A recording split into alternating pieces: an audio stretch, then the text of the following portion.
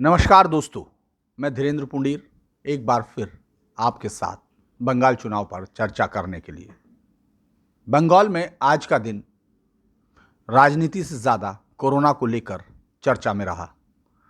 यूं तो आज ममता दीदी ने कोलकाता में 4 किलोमीटर लंबा रोड मार्च किया। उनके साथ उत्तर प्रदेश की समाजवादी पार्टी की नेत्री जया बच्चन भी थी। लगातार एक हफ्ते से वो यहाँ ममता दीदी के लिए वोट मांग रही हैं। ये समाजवादी पार्टी की तरफ से दी गई ममता दीदी को सबसे बड़ी सौगात है और ये कितना यहाँ चुनाव में मदद कर रही होगी, इसको वो तमाम लोग जो राजनीति पर बात करते हैं, राजनीति को समझते हैं, वो समझ रहे होंगे। ममता बनर्जी ने इसके बाद एक इंटरव्यू दिया और इंटरव्यू में उन्होंने साफ किया कि चुनाव आयोग ने सवाल उठाया, उन्होंने फिर चुनाव आयोग पर 8 चरण में करने पर। उन्होंने कहा बंगाल एक शांतिप्रिय राज्य है और ये बंगाल का अपमान है। 8 फेज़ में चुनाव कराने को उन्होंने अपमान करार दिया। इसके साथ साथ उन्होंने ये भी कहा कि अगले 3 चरणों को, मतलब एक तो 17 को होने ही जा रहा है, यानी परसों वोटिंग होगी, उस पर तो कोई बात नहीं है क्योंकि वो तो ख़त्म होने जा रहा है वो फेज़। लेकिन उसके बाद के 3 चरणों को मिलाकर एक साथ चुनाव कर दिया जाना चाहिए। चुनाव आयोग कल मीटिंग भी करेगा, सर्वदलीय मीटिंग करेगा। आज भी चुनाव आयोग में हलचल थी, लेकिन लगता है कि कोरोना अब आने वाले 3 फेज़ में एक बड़ा मुद्दा बनकर उभरने वाला है। अभी तक के तमाम मुद्दों पर दोनों पार्टियां एक दूसरे पर हमला कर रही थी। तीसरी पार्टी, जिसको हम संयुक्त मोर्चा कह रहे हैं, जिसमें कांग्रेस और सीपीएम आपस में गठबंधन है और आईएसएफ और सीपीएम का गठबंधन है, और आईएसएफ अपनी उससे कांग्रेस के कुछ सीटों पर उनको समर्थन कर रहा है। यानी एक बहुत ही अजीब से समीकरण के साथ बना हुआ तीसरे फ्रंट को या संयुक्त मोर्चे को हम देख रहे हैं। इसके अलावा बाकी पार्टियां, चूँकि उनको नाम बनाए रखना है और उनको चुनाव आयोग में अपनी मान्यताएं भी रखनी है, इसलिए वो अलग अलग उस पर अलग अलग जगह से चुनाव लड़ रही हैं। वो कितनी यहाँ कामयाब होंगी इस पर कोई भी आदमी आंख बंद कर भी बता सकता है। लेकिन वापस ममता बनर्जी ने, उन्होंने आज फिर सुरक्षा बलों पर वही अपना रवैया दोहराया जो कि वो अब तक कहती आई हैं।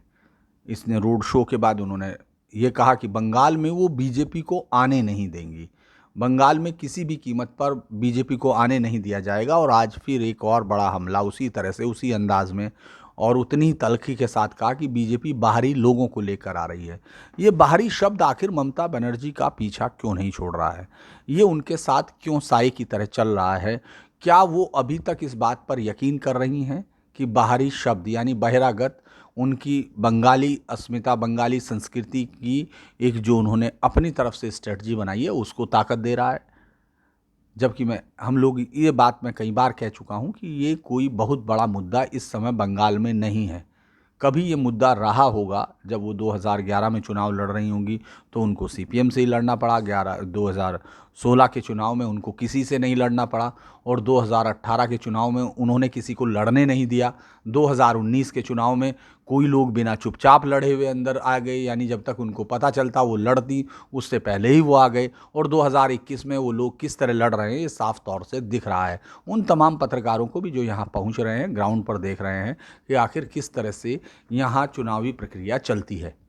चुनाव आयोग ने 8 फेज़ में चुनाव कराया था, जो अलग है, अभूतपूर्व निर्णय था। 7 फेज़ों में कई सारे चुनाव हुए, लेकिन ये 8 फेज़ में चुनाव था। और इस पर उस समय कहा भी गया कि आखिर किस तरह से आज भी टीएमसी, चूँकि उधर से कोरोना की मार शुरू हुई और इधर टीएमसी ने उसका फ़ायदा उठाना शुरू किया।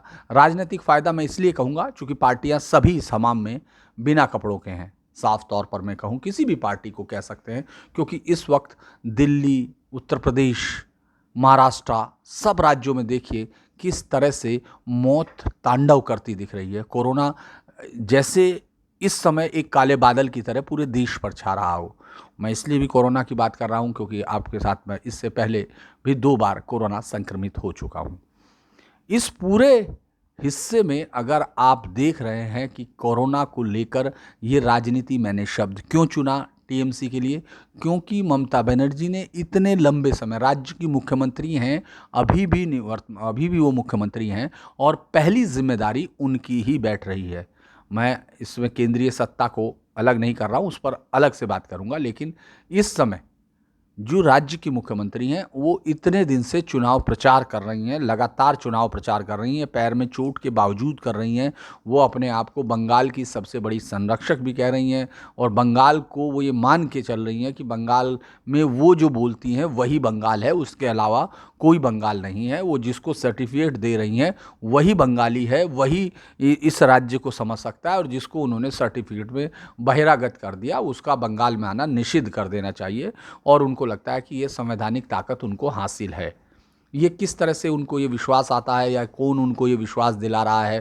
प्रशांत किशोर की रणनीति क्या ये है कि उनके अलावा जो भी बाहर से आएंगे वो सब गैर बंगाली हो जाएंगे, और चूंकि प्रशांत किशोर पर ममता दीदी का आशीर्वाद है तो वो बंगाली माने जाएंगे, बाहर से आए हुए बंगाली माने जाएंगे।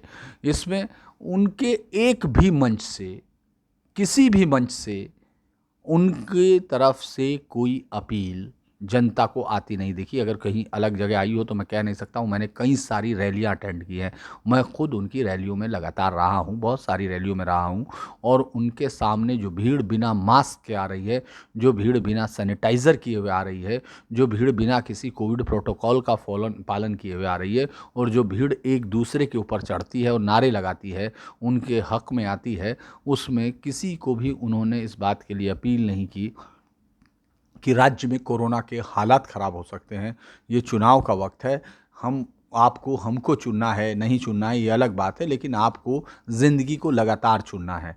लेकिन ये बात कहीं से भी कहीं नहीं गई, और उन्होंने ये बात सिर्फ इसलिए इस्तेमाल की क्योंकि उनको चुनाव आयोग पर, जो उनके इस समय मेन एजेंडे में है, उस पर हमला बोलने के लिए उनको लगा कि 8 चरणों में चुनाव किस तरह बंगाल का अपमान हो गया।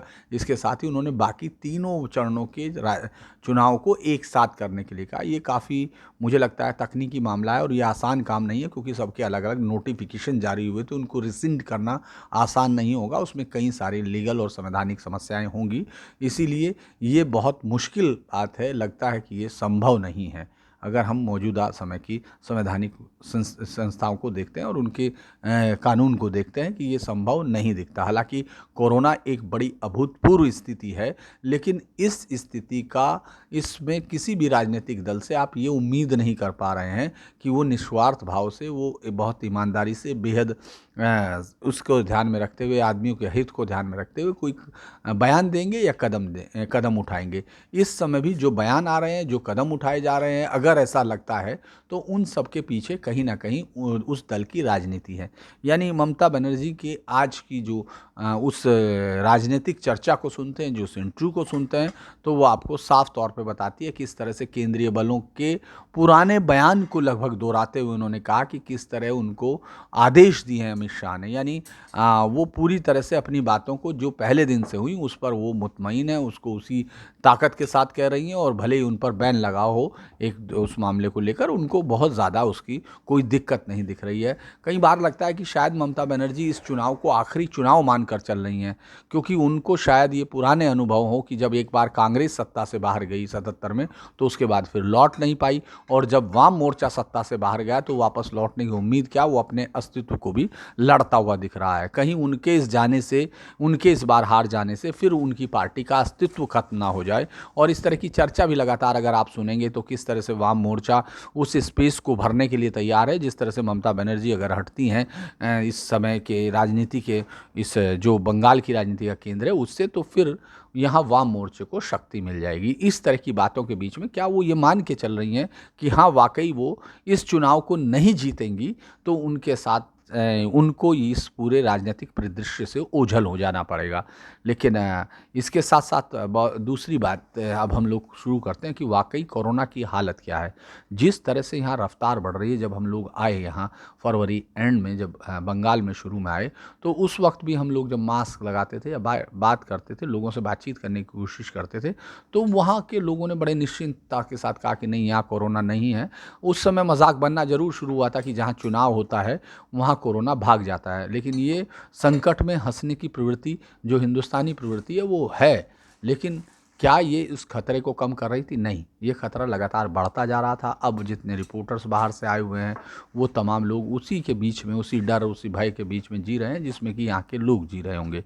लेकिन क्या आपको लगता है कोई राजनीतिक पार्टी अपने समर्थकों का, मतदाताओं का ख्याल रख कर उस पर कोई काम कर रही हैं, तो मेरा कहना है नहीं। मैं लगातार 28 फरवरी की रैली से लेकर 7 मार्च की रैली, उसके बाद फिर लगातार प्रधानमंत्री नरेंद्र मोदी की कांती तक की रैली, उसके बाद की 2 और रैलियाँ, इन सब को अटेंड करने के बाद मुझे हैरानी है कि ये बात मैं बिल्कुल कहूँगा, हो सकता है बहुत सारे आप में से लोगों को लगे कि इस चीज़ को मतलब मैं किस तरह से कह रहा हूँ या प्रधानमंत्री को इस तरह की बातें कैसे की जाएं, लेकिन आप उनको देखेंगे उनकी रैलियों में भी एक भी बार किसी मंच से 2 गज की दूरी है ज़रूरी या मास्क ज़रूरी है, उस तरह की कोई अपील आपको नहीं सुनाई दी। बाकी तमाम जो उनके नेता हैं, जो यहाँ राज्यों में से आ रहे हैं, उनके लिए तो मैं कह सकता हूँ कि उनके पास तो इस तरह की कोई अपील करने का कोई, मुझे लगता नहीं कि उन्होंने एक बार को सोचा भी होगा। मास्क को भी आप देखेंगे भीड़ में से किसी के पास मास्क नहीं होता शुरुआती।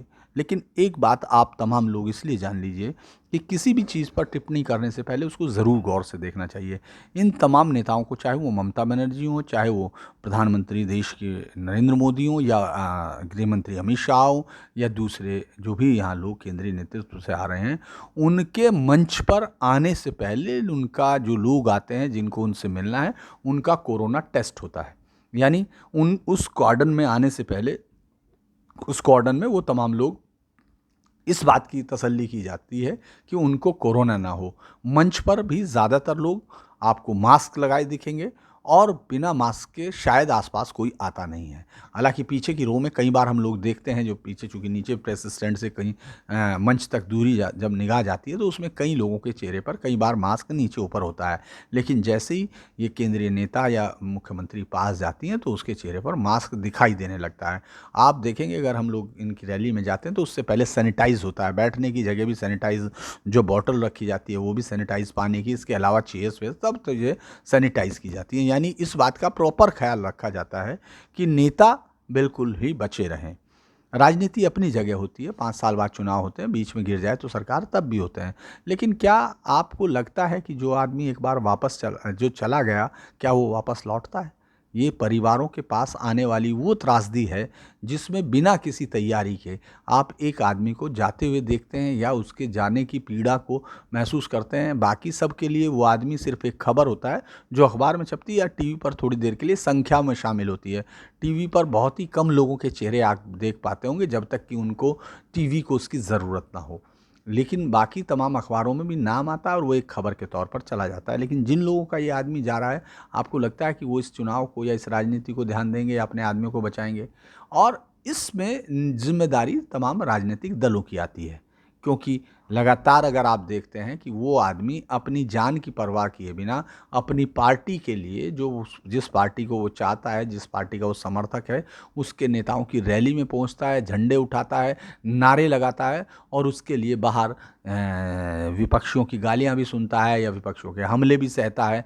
और ऐसे में मंच पर बैठे हुए नेता में से किसी को भी ये वो नहीं लगता कि वो उसको बचा के रखे, वो उसके सपने को ज़िंदा रखे। चूँकि आप उसको ज़िंदा नहीं रखे हुए हैं तो उसके सपनों की आपको क्या परवाह होगी। ये भी एक बहुत कटु टिप्पणी है, लेकिन आज पूरे देश में जिस तरह की लाशें आप चिताएं जलते हुए देख रहे हैं, वो किसी भी आदमी का दिल तोड़ सकती है, कैसे भी ये बता सकती है। और इसमें किसी एक पार्टी को आप गुनहगार नहीं ठहरा सकते। बहुत सारे लोगों को मैं देखता हूँ कि वो लगातार इधर से या उधर से लिखते हैं, लेकिन आप इस पर गौर कीजिए कि अगर लॉकडाउन उस समय लगा था, मैं तमाम लोगों को, जो भी लोग इसको सुन रहे हैं, उन लोगों से एक बाकायदा मैं उनको कहता हूं कि उनको ये एक्सरसाइज करनी चाहिए।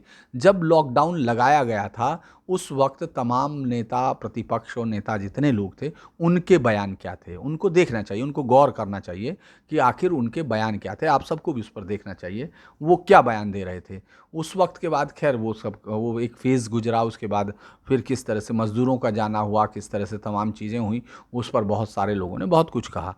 मैं इसमें किसी प्रधानमंत्री के लिए कोई शब्द नहीं इस्तेमाल कर रहा हूँ कि उन्होंने क्या किया था, लेकिन मैं ये कह रहा हूँ कि आपको उस समय के तमाम बयानों पर गौर करना चाहिए। क्योंकि यहाँ बहुत परेशानी ये हो गई है कि जूता और ज़बान लोगों की एक जैसी हो गई, यानी वो कभी भी बदल सकते हैं। उनको इस बात का कोई वो नहीं है कि वो अभी क्या बोल रहे हैं और उसके बाद 6 महीने बाद जब वो बोलेंगे, भले ही फैक्ट बदल जाए। अगर फैक्ट बदलते हैं तो आप अपना आइडिया बदलते हैं, लेकिन अगर फैक्ट भी नहीं है बदले, वही तमाम चीज़ें हैं, लेकिन वो आदमी बदल जाता होता है। उसी तरह से आप देखिए कि जब सरकार ने उस समय शुरू में क्या कहा, सरकार वहाँ क्या कहती है दिल्ली में, सरकार उन राज्यों में क्या कहती है जहाँ चुनाव हो रहे हैं, उन पर शायद ही किसी की निगाह जाती हो। उसके बाद फिर हम वैक्सीन के आने पर उन तमाम विपक्षी पार्टियों के बयानों पर गौर करें जो इस समय वैक्सीन के विदेश में बेचे जाने को कह रही हैं, या वो कई तरह के आरोप प्रधानमंत्री पर लगा रही हैं या तमाम उस पार्टी पर लगा रही हैं जो इस समय सत्ता में बीजेपी, चूंकि सवाल भी उन्हीं पर खड़े होंगे, इसमें कोई शक नहीं। जो सत्ता में होता है उसी को सवालों का जवाब भी देना होता है। लेकिन आपको भी ये देखना होता है कि आखिर उस समय आप क्या कह रहे थे। क्या आपको मालूम है, उन खबरों को देखा है आपने, जब अखबारों में ये लिखा जा रहा था कि आज अपने लक्ष्य का सिर्फ 23% टीकाकरण हुआ, आज अपने लक्ष्य का 27% टीकाकरण हुआ। आपने ये भी देखा होगा कि ये लिखा गया कि आज यहाँ इतनी वॉयल ख़राब हो गई, यानी वैक्सीन की वो कीमती वॉयल ख़राब हो गई। वो जब लोगों से अपील की जा रही थी आप आइए, तो उस वक्त कई नेताओं ने ये कहा, इस वैक्सीन को लेकर सवाल उठाए। उन्होंने इस वैक्सीन पर सवाल उठाते हुए कहा, ये बिना जाने कि ये वैज्ञानिकों की दी गई चीज़ है, किसी भी सरकार की इतनी हैसियत, इतनी हिम्मत नहीं है कि वो एक गलत चीज़ लगा के विदाउट, मतलब ये गलती किसी से भी हो सकती है, और ये क्योंकि साइंटिफिक एविडेंस, साइंटिफिक एक एक्सपेरिमेंट और रिसर्च, वो किसी राजनीतिक पार्टी के मोहताज नहीं होते। और उसके लिए ये ज़रूरी नहीं कि वो बीजेपी ने किया हो, क्योंकि इससे पहले बने हुए इंस्टीट्यूट थे, उन सब में वायरोलॉजी से या एनआईवी से सबसे हमने उनको काम करते हुए देखा, रात दिन काम करते हुए देखा। और उनके बाद जब उन्होंने पूरी दुनिया के बीच में एक बड़ी ताकत के तौर पर हासिल की, और जब अमेरिका और उन जैसे देशों ने बनाई, तो उसी के वक्त आपके देश में भी वो वैक्सीन एक स्वदेशी तैयार हुई। लेकिन उसके बारे में मैं सिर्फ इसलिए आप सब लोगों से कह रहा हूँ कि आपको उन बयानों पर दोबारा जाके गौर करना चाहिए। हो सकता है कि आपको उन यूट्यूबर्स पर भी जाना चाहिए जो इस तरह की आड़ में अक्सर, वो जो उस दिन का वीडियो है, वो उनको उसी दिन के वीडियो से मतलब होता है, क्योंकि उस दिन उनका ग्राफ ऊपर जाना चाहिए, उनका सब्सक्रिप्शन बढ़ जाना चाहिए। उसके बाद क्या होता है, उससे क्या है, वो कल फिर चल देंगे, वो सराय के यात्रियों की तरह हो रहे हैं इस समय। पत्रकारिता को लेकर खैर बहुत सारे सवाल उठते हैं, आज मैं उन पर बात करने के लिए नहीं, क्योंकि आज मन वाकई दुखी है। दिल्ली से आने वाले कई फ़ोनों में इस बात की जिक्र किया गया, कई फ़ोन इस तरह आए कि आप वापस चले आइए, वहाँ बहुत हालात ख़राब हैं। दिल्ली में भी कोई अच्छे हालात नहीं है, वहाँ भी लोग केस 16,000 तक पहुँच रहे हैं। उसी दिल्ली में जिसको चमत्कार कहा गया, उसी में जब हम लोगों ने मेरे राज्य के मुख्यमंत्री माननीय योगी जी को, हार्वर्ड में भी इस पर, हार्वर्ड ने इंस्टीट्यूट में इस तरह की खबर आई कि उनको कोरोना को रोकने के लिए जिस तरह का योगदान किया गया, उस समय हम लोगों को बिना साइंटिफिक रिसर्च या उन सब को आगे रखे बिना जिस तरह के बयान हम लोग देने लगते हैं, हमारे राजनेता जिस तरह की हल्की बयानबाजी होती है, उससे लगता है कि उनका अपना जो लेवल है उस तरह के साइंस के साथ समन्वय बैठाने का, वो बहुत नीचे जाता है। क्योंकि पार्टियां, विपक्षी पार्टियां, आप देखिए कल जिस रैली में मैं राहुल गांधी को सुन रहा था, उस रैली में हालांकि हमारा हमला किसी विपक्षी पार्टी, मैंने फिर कहा, एक पार्टी पर नहीं है, और सबसे बड़ी ज़्यादा जिम्मेदारी सत्तारूढ़ पार्टी की होती है, वो चाहे कोई भी हो, कितने भी सवाल हो, पहले सवालों का जवाब उसको देना होता है, बाद में विपक्षी दलों पर जिम्मेदारी आती है, क्योंकि उनके हाथ में उस तरह की चीज़ नहीं है। कांग्रेस में कल राहुल गांधी ने जिस तरह कहा, और जिस तरह का उन्होंने श्रेय लेने की कोशिश की, कि जब उन्होंने फरवरी में कहा था कि देश पर एक बड़ी आंधी आने वाली है, और उस समय मेरा मजाक बनाया गया, लेकिन उसी दौरान एक बड़ी चीज़ ये थी कि आपको ये देखना होगा क्या राहुल गांधी ने पंजाब और आसाम, पंजाब और उसके अपने राजस्थान, और प्लस जो पुडुचेरी और जो उनके राज्य थे जिनमें वो अपना दखल रखते थे, क्या उनको बुलाकर कभी इस बात की कोशिश की कि किस तरह से वहाँ कोविड मैनेजमेंट होगा, किस तरह से वहाँ तमाम चीज़ें होंगी, इस पर कभी बातचीत की? सिर्फ एक आरोप लगा देने की जो परंपरा है, हाथ छुआ और आगे निकल गए, और बाद में कहा कि हम सबसे पहले पहुँचे थे और हमने सबसे ज़्यादा कोशिश की थी, उस तरह का प्रयास कल भी दिखाई दिया। यानी इस पूरे मसले में सिर्फ राजनीति होती हुई दिखी, कहीं भी कोरोना से लड़ने की इच्छा शक्ति दिख नहीं रही है, चाहे वो पक्ष हो चाहे वो विपक्ष हो। और इसका इस्तेमाल कर रहे थे, मैं खैर अखिलेश यादव या इस तरह के तमाम नेता जो मुख्यमंत्री बन रहे हैं, और जिनको एक बेस, जातिगत बेस के सहारे जिनकी राजनीति पूरी चलती है, या तुष्टीकरण को जोड़कर जिन्होंने राजनीति खड़ी की, उनके मुकाबले तमाम बीजेपी के नेता, जिन लोगों को प्रधानमंत्री नरेंद्र मोदी की लोकप्रियता से सत्ता हासिल हो रही है, उन सब के बीच में कहीं भी कोई अंतर आपको नहीं दिखाई देगा। महाकुंभ हरिद्वार में चल रहा है, जहां कोविड प्रोटोकॉल कितना फॉलो हो रहा होगा वो आप सबको दिख रहा है, कई लोगों को दिख रहा है, हमको दिख रहा है। इस बंगाल की राजनीति के केंद्र में अब कोविड आ रहा है। मैं बाकी सब चीज़ों पर बात करना चाहता हूँ, क्योंकि हर एक राज्य को आप गौर देखेंगे, आप गौर करेंगे तो लगता है कि जैसे सिर्फ एक निरीह गिनी पिग की तरह ये पूरा देश दिख रहा हो। ये सही बात है कि कोई भी सरकार रातों रात नहीं खड़े कर सकती है इंस्टीट्यूट यानी हॉस्पिटल्स, और वो कर भी दे, बिल्डिंग्स खड़ी कर भी दे। जिस तरह से दिल्ली में 10,000 बेड का हॉस्पिटल तैयार किया गया, जिस तरह महाराष्ट्र में एक बड़ा हॉस्पिटल तैयार किया गया, लेकिन उस पर अपनी पीठ थपथपाने से ज़्यादा बेहतर होता कि आप डॉक्टर कैसे तैयार करेंगे, आप वो ट्रेंड स्टाफ कैसे तैयार करेंगे। लॉकडाउन को लेकर अब गुहार कर रहे लोगों से ये पूछना चाहिए, उनके सब बयान देखने चाहिए कि लॉकडाउन ने ये पूरे देश की अर्थव्यवस्था को ज़मीन में मिला दिया। कई सारी चीज़ें थी जिन पर आपको गौर करना होता है।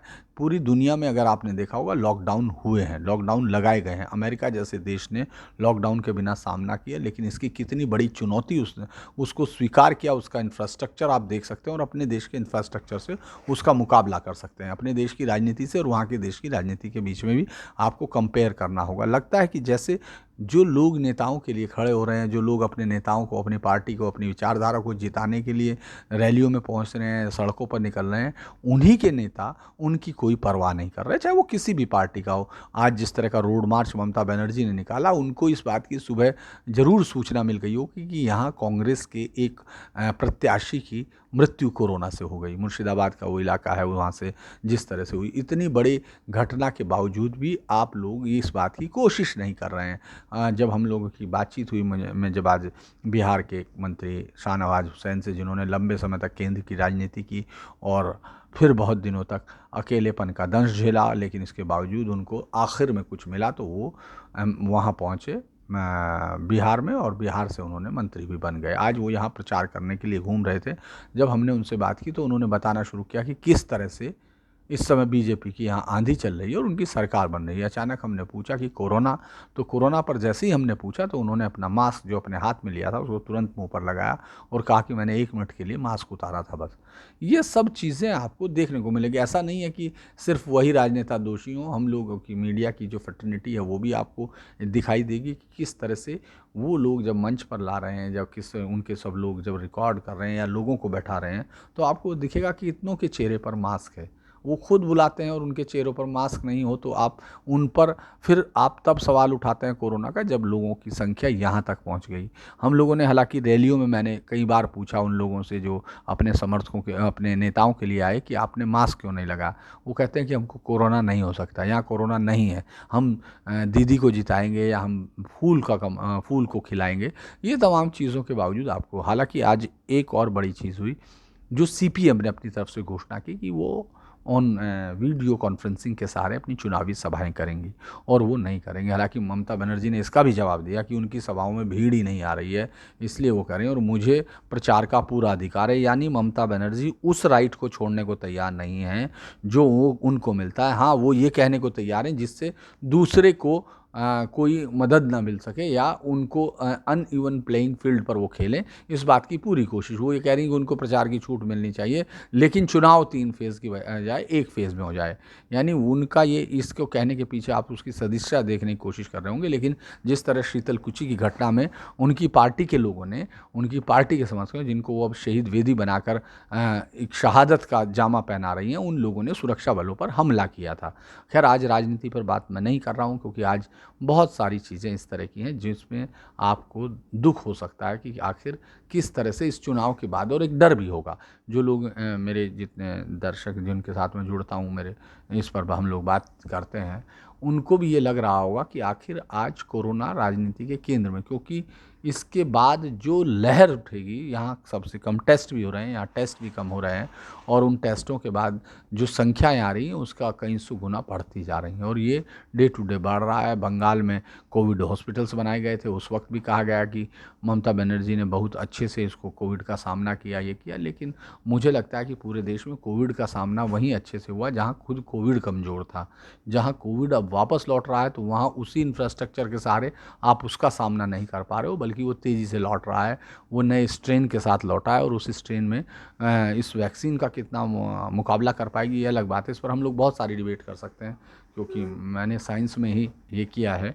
और जिस तरह से यहाँ लेकिन समस्याएं हैं कि ऑक्सीजन की कमी, बेड्स की कमी, डॉक्टर्स की कमी, दवाइयों का वो सब जगह से इस तरह की खबरें आ रही हैं। ऐसे में बंगाल कैसे अछूता रहेगा, क्या होगा बंगाल में इन चुनाव के बाद? बहुत सारे लोग जो दिल्ली से आए हुए हैं वो भी डरे हुए हैं, और वो डर धीरे धीरे गहराता जा रहा है। ये अलग बात है कि पार्टियां अपने आप को इस डर से अलग करके दिखाने की कोशिश कर रही हैं। क्या उन लोगों का कोई विकल्प हो पाएगा जिनकी इस दौरान कोरोना से मात होगी? दीदी ने एक और आरोप लगाया कि हमको वैक्सीन दी नहीं गई, या वो यानी सब राज्यों को इवनली डिस्ट्रीब्यूट किया गया उनके हिसाब से। उस वक्त ये आरोप तब पहले नहीं आया, वो आरोप तब आया जब आज कोरोना को लेकर पूरे देश में हाहाकार मच रहा है। लाशों के लिए आपको शमशान में लकड़ियां नहीं मिल रही हैं, कब्रिस्तान में ज़मीन नहीं मिल रही है, और आप लाइनों के साथ जलते हुए देख रहे हैं, आप एम्बुलेंस में पड़े हुए लोगों को देख रहे हैं। ये सब चीज़ें इस बात की तरफ इशारा करता है कि अभी भी आपके देश में ऐसी किसी स्थिति से टकराने की, उसका सामना करने की क्षमता नहीं है। अगर वाकई हम लोग यकीन करते हैं भगवान पे तो उसमें कुछ बुरा नहीं करते, क्योंकि जिस तरह के हालात हैं उसमें सिर्फ भगवान के सहारे बहुत सारे लोग हैं। हालांकि हम लोग हर कोई पार्टी अपनी पीठ ठोक सकती है, जैसे राहुल गांधी ने कहा कि उन्होंने सबसे पहले बता दिया था, वो इसीलिए पीठ ठोक सकते हैं। प्रधानमंत्री मोदी ने लोगों को राशन पहुंचा दिया, वो इसलिए पीठ ठोक सकते हैं। और ममता बनर्जी तो इसलिए भी कह सकती हैं कि उनको वैक्सीन भी नहीं दी गई, तब भी उन्होंने बहुत अच्छे से इसको कोविड को संभाला, वो ये भी कह सकती हैं। लेकिन इस सब के बीच में उन हज़ारों लाखों लोगों का क्या होगा जो अब कोरोना के संक्रमण में है? यहाँ के टेस्ट बहुत ज़्यादा नहीं हो रहे हैं, उन टेस्टों की कमी भी है। ऐसे में हम लोग इसको मतलब अभी और भी रहना है हमको। 2 मई तक यहाँ रहने का जो प्लान है, यहाँ से कई लोग वापस गए हैं तो उनमें से कई को कोविड भी हुआ है। ये बात ज़रूर है कि यहाँ मोबिलिटी बहुत ज़्यादा हो रही है, इधर से उधर, उधर से इधर लोग आ रहे हैं, तो लिहाजा उनके साथ संक्रमण भी आ सकता हो। लेकिन ममता बनर्जी का वही बयान कि ये संक्रमण बाहर के लोग ला रहे हैं, वो उसी तरफ इशारा कर रहा है कि वो किसी भी एक भी वक्तव्य में अपनी राजनीति को पीछे नहीं करना चाहती। इस पूरे में कल फिर जब आयोग की बैठक होगी तब ये देखा जाएगा कि आखिर आयोग के पास क्या चीज़ आती है। क्या वो इन रैलियों पर रोक लगाते हैं, या अगर अगस्त में जब बिहार में चुनाव हुए थे उस वक्त की जो बड़ी कोविड प्रोटोकॉल था, जिस समय ये कहा गया था कि इनको वीडियो कॉन्फ्रेंसिंग के सहारे तमाम पार्टियां करें, तो उस वक्त विपक्षी पार्टियों की दलील थी कि बीजेपी इस मामले में बहुत आगे बढ़ जाएगी, हमारे वोटर्स के पास न फ़ोन है, न हमारे वोटर के पास इस तरह की समझ है कि वो इन सब के सहारे देख सके, लिहाजा बीजेपी का आईटी सेल है वो इसमें अग्रता ले लेगा, और ये एक इवन प्लेइंग फील्ड नहीं रहेगा। तमाम पार्टियों ने चुनाव आयोग को सुझाव दिए थे और चुनाव आयोग ने उन सुझाव पर ये सब चीज़ें की थी, जिस तरह का रैली। लेकिन एक बात चुनाव आयोग को भी देखनी पड़ेगी कि जब हाहाकार मच गया, जब सड़कों पर लाशें दिखने लगी, तभी आपको ये याद आया कि यहाँ कोविड प्रोटोकॉल फॉलो नहीं हो रहा, और आपने चिट्ठी लिख दी। आपने 10 अप्रैल की वो चिट्ठी जिसमें उन्होंने कहा था। लेकिन क्या उनके किसी भी ऑफिसर्स ने, या जो उनकी तरफ से ऑब्जर्वर है, या जिनको लिया गया चुनाव आयोग जिस तरह से ऑफिसर्स को अपनी कमांड में लेते हैं, जिस तरह से वो डिपार्टमेंट्स उनको रिपोर्ट करते हैं, उनमें से किसने किसी नेता को इसलिए रोका हो कि उसके काफिले में जब वो डोर टू डोर कैंपेन है 5 से ज़्यादा लोग नहीं हैं, या फिर वो जो 5 गाड़ियों का है, हाफ एन आवर का उनके बीच का गैप है, उसके बाद उसको रोका गया हो, या जो रैलियां हैं उनमें जो मास्क है वो ज़रूरी हुआ हो, वो सैनिटाइजिंग का प्रॉपर इंतजाम किया गया हो, या फिर वहाँ दूरी का ख्याल रखा गया हो। ऐसी किसी भी खबर को आपने नहीं देखा, और नतीजा ये हुआ कि इस राज्य में, जिसमें लोग बड़ी शिद्दत के साथ, बड़ी ताकत के साथ, बड़ी उम्मीदों के साथ अपने राजनीतिक विचारधारा को जिताने की एक लड़ाई लड़ रहे हैं, उनके सामने ज़िंदगी की लड़ाई और सामने उपस्थित हो गई। यानी ऐसे हज़ारों लोग जिनको कोरोना होगा वो आखिर क्या करेंगे, इस पर भी बहुत सारी बातें होंगी। कल जब वो मीटिंग होगी तो शायद हम लोग देखेंगे कि कुछ नई चीज़ें हमारे सामने होंगी। चुनाव होगा ये तो तय है, लेकिन चुनाव किस तरह होगा इस पर ज़रूर कल रोशनी पड़ेगी, और ये एकदम अलग किस्म की कहानी होगी। कल जब हम लोग बात करेंगे तो उस पर, वहाँ की राजनीति पर भी बात करेंगे, क्योंकि कल आखिरी चुनाव प्रचार का तो कल आखिरी दिन हो चुका था। कल वोटिंग से पहले का दिन है। कल तमाम पार्टियां उन सब इलाकों में जाएंगी जहां वोटिंग होनी है, लिहाजा परसों सुबह से वोटिंग शुरू होगी। लेकिन कल ही ये तय हो जाएगा कि आगे के, यानी कल के बाद के 3 फेज़ों में किस तरह से चुनाव होगा। इस पर हम लोग चूँकि राजनीति पर फिर बात करेंगे। मैंने फिर कहा है कि कोरोना पर भी बहुत सी बातें की जा सकती हैं लगातार, लंबे समय पिछले साल जब जिस तरह से हम लोगों ने कोरोना को देखा था और उसके बाद क्या क्या सबक लिए वो भी सब दिख सकता है। लेकिन फ़िलहाल तो मुझे लगता नहीं कि आज कोई कोरोना के अलावा किसी जगह पर कोई राजनीति, क्योंकि जिस तरह हज़ारों लोग यहाँ बढ़ रहे हैं वो तादाद कोलकाता में कितनी होगी। कुछ होटल्स में भी एक दूसरे के साथ इंटरेक्शंस हो रहे हैं, सब चीज़ें आ रही हैं। ऐसे में किस तरह से ये बचेगा वो मुझे बड़ा हैरानी होगी। आज मुझे लगता है कि बहुत सारी चीज़ें मुझे जो करनी थी वो मैंने नहीं की। पॉलिटिक्स पर भी बात करनी थी, किस तरह से चे गुवेरा, छोटी सी बातचीत मैं कर देता हूँ, मैंने ट्विटर पे एक हैंडल किया। कल जब मैं रैली में देख रहा था तो चे गुवेरा के पोस्टर लहराते हुए कुछ युवा दिखाई दिए। मुझे लगा कि वामपंथी पार्टियां अभी तक उस बात से निकल नहीं पाई। अगर आप त्रिपुरा के चुनाव के वक्त की मेरी फेसबुक पर पोस्ट भी हैं, अगर आप उनको देखेंगे तो आपको लगेगा कि किस तरह से विदेशी नेताओं को, विदेशी उनके पास कोई भी बीटी रणदिवे, नंबूद्रीपाद या तमाम बड़े नेता जो उनके रहे हैं, और ज्योति बाबू का एक ही पोस्ट, मैंने बताया कि एक जगह सिर्फ एक पोस्टर दिखाई दिया था, उन तमाम की बजाय आपको रैलियों में भी चे गुवेरा मिलते हैं, माओ मिलते हैं, लेनिन मिलते हैं, स्टालिन मिलते हैं, और तमाम जगह उनकी मूर्तियाँ भी यहाँ दिखी। यानी आपकी अमित शाह का नगर काटा का एक मुझे जो वो याद आ रहा है जो उन्होंने भाषण में कहा था कि आप हमको बहिरागत कहते हो, लेकिन बहिरागत की राजनीति के साथ खड़ी है, आइडियोलॉजी के साथ सीपीएम, जिसके तमाम नेता की आइडियोलॉजी बाहर से आती है, विदेशों से आती है, चाइना और रूस से आती है, और कांग्रेस की अध्यक्षा विदेशी है। उन्होंने कहा था कि सोनिया गांधी को लेकर कहा कि उनकी अध्यक्षा विदेशी है, उसकी स्थापना विदेशी ने की थी, और दीदी आपके तो वोटर ही विदेशी हैं। यानी उनका इशारा घुसपैठियों की तरफ था, और जिसका फिर बाद में बांग्लादेश के विदेश मंत्री ने एक कड़ा सा जवाब भी दिया। लेकिन उन्होंने यहाँ जब कहा तो काफ़ी तालियां बजी। फिर वही वापस उसी सवाल पर आता है कि क्या ममता दीदी को हर आदमी बाहरी लगता है जो बंगाल का नहीं है? वो उसका हिंदुस्तान का होना या ना होना इसके उनके लिए कोई मायने नहीं रख रहा है, उनके लिए वो बंगाल का होना, और ये उस डेस्परेशन की तरफ शो करता है जो ये कह रहा है कि शायद दीदी इसको आखिरी चुनाव मानकर ही लड़ रही हैं।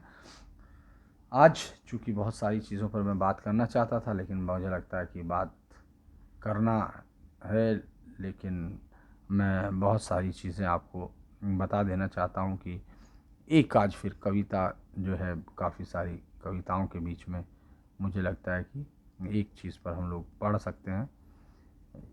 एक युवा कवि है निशांत, उनकी एक कविता है, चूँकि कोलकाता की पहचान रिक्शा वाला जिस तरह बनी है, वो मुझे मैं मानता हूँ कि एक निर्मला तूडी की कविता है। मैं दो चीज़ों को आज रिक्शा वालों पर एक कविता हम लोग सुनाएंगे। कोलकाता की फिल्म 2 बीघा ज़मीन मैंने बचपन में देखी थी, किस तरह वो किसान यहाँ आकर हाथ रिक्शा खींचने का मजबूर बनता है, मज़दूर बनता है, और फिर जब घर लौटता है वो ज़मीन उसकी चली गई होती है। लेकिन यहाँ बहुत सारी चीज़ें, ट्राम और हाथ रिक्शा कलकत्ते की मुख्य पहचान है। कवित्री हैं निर्मला तोदी, उनकी एक कविता है, एक आदमी हाथ रिक्शा खींच रहा है। एक आदमी हाथ रिक्शा खींच रहा है, हम तुरंत समझ जाते हैं यह कोलकाता का चित्र है। क्या यह एक सही पहचान है हमारे शहर की? ये एक बहुत सही सवाल है। कई बार हमने पढ़ा लिखा कि वहाँ से वो जा रहे हैं, वो रिक्शा वाले चले जाएंगे, वो हैं, लेकिन हमने जाते हुए नहीं देखा। आज उनके पैरों में चप्पल ज़रूर आपको दिखती है, पहले वो नंगे पैर दौड़ते हुए दिखते थे, आज चप्पल दिखती है। ये एक तरक्की है। और युवा कवि निशांत की, मतलब ये तरक्की एक तंज के तौर पर मैंने कहा है, क्योंकि बहुत सारे लोग इसी को तरक्की ना समझ लें। जैसे युवा कवि निशांत की हाथ रिक्शा एक सुंदर कविता है, इसको भी हम एक बार देख सकते हैं। उन्होंने कहा कि मेरे घर में एक पोस्टर है, उसमें आदमी के कंधे पर लदा है आदमी। मेरे घर में एक पोस्टर है जिसमें आदमी के कंधे पर लदा है आदमी, उसी के नीचे उस आदमी को कांटों के खंबे से बांधकर यमराज, उस आदमी को कांटों के खंबे से बांधकर यमराज बरसाता है कोड़े। इसी डर को दिखलाकर पिताजी ने कभी नहीं बिठाया था हाथ रिक्शे पर। मेरी भी कभी हिम्मत नहीं हुई। मेरी स्टोरीज़ में आप देखेंगे मैंने कई बार कोलकाता को कवर किया, उन रिक्शा वालों को कवर किया। मुझे कभी नहीं लगा कि मैं उस रिक्शे में बैठ के कभी उस तरह से रिपोर्टर की तरह या पीटीसी कर सकूं। एक और कविता है, मुझे लगता है कि बहुत ही खूबसूरत कविता है, और ये एक ऐसी कविता है कि जब मिथिलेश कुमार राय हैं जो एक युवा कवि हैं, उन्होंने जो कोलकाता के नाम पर पूर्वी उत्तर प्रदेश और बिहार से लाए हुए मज़दूरों को जब सूरीनाम, फिजी, गुयाना, उन तमाम कैरेबियन देशों में भेजा था, उसको, उस दर्द को, उसको किस तरह उकेरा है। उन्होंने कहा है, क्षमा करना कलकत्ता, वे स्त्रियां जो अब सितारों में तब्दील हो चुकी हैं नहीं जानती थी कि उनके वे जो कलकत्ता की ओर गए थे असल में कलकत्ते नहीं गए थे। वे तो सूरीनाम, त्रिनाड, मॉरिशस, फिजी, गुयाना पहुंचा दिए गए थे और वहां से अपनी आंखों में इन्हीं का चेहरा लिए बाहर निकलने के रास्ता ढूंढ रहे थे। बाहर निकलने के रास्ता ढूंढ रहे थे। असल में उन्हें सत्य का पता नहीं था, झूठ का भी पता नहीं था, उन्हें सिर्फ भूख का पता था और रोटी का पता नहीं था। उन्हें सिर्फ भूख का पता था, रोटी का पता नहीं था। और बिचौलियों ने रोटी का पता कलकत्ता बतलाया था और कलकत्ता ले जाकर चमकती हुई रोटी कहीं और दिखाई थी। और कलकत्ता, तुम्हें तो पता है कि भूख से बेहाल आदमियों का दिमाग सिर्फ रोटी सोचता है। भूख से व्याकुल आदमियों की आंखें सिर्फ रोटी देखती हैं और भूख से सुन आदमियों के पैर सिर्फ रोटी के पीछे दौड़ते हैं। इसलिए वे दौड़ गए वहाँ जहाँ से उनके और उनके बीच के रास्ते जिन पर चलकर वे या उनका कोई समाचार वहाँ से चलकर आता समुंदर में ढक गए थे। और कलकत्ता, तुम्हें तो पता ही होगा इस बात का, भूखे आदमियों की गृहिणियाँ अपना दिमागी संतुलन खो बैठती हैं और अक्कड़ बक्कड़ बोलती रहती हैं। तो हमें माफ़ कर दो कलकत्ता, अपने पूर्वजों की ओर से मैं तुमसे क्षमा मांगता हूँ। इसी कविता के साथ आज फिर इतना ही। कल फिर हम लोग बात करेंगे। मुझे लगता है कि आज हम लोगों ने राजनीति से ज़्यादा उस त्रासदी की बात की है जो अब हम सब के करीब है और हम में से कोई भी इससे बाहर नहीं है। नमस्कार।